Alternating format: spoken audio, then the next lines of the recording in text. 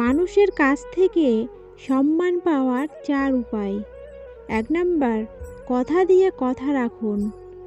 মানুষের কাছ থেকে সম্মান পাওয়ার প্রথম শর্ত কথা দিয়ে কথা রাখা।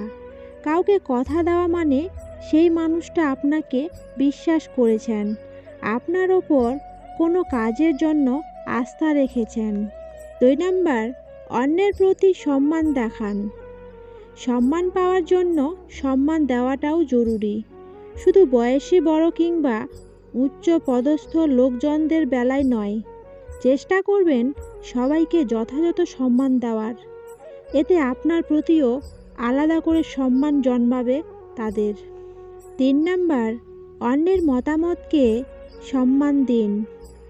অনেকেই আছেন নিজের মত সামনে তুলে ধরতে লজ্জা পান। তাদের জন্য নিজের মতামত উত্থাপন করাটাই অনেক বড় ব্যাপার। 4 নাম্বার, সৎ থাকুন। কথায় আছে, সততাই সর্বোৎকৃষ্ট পন্থা।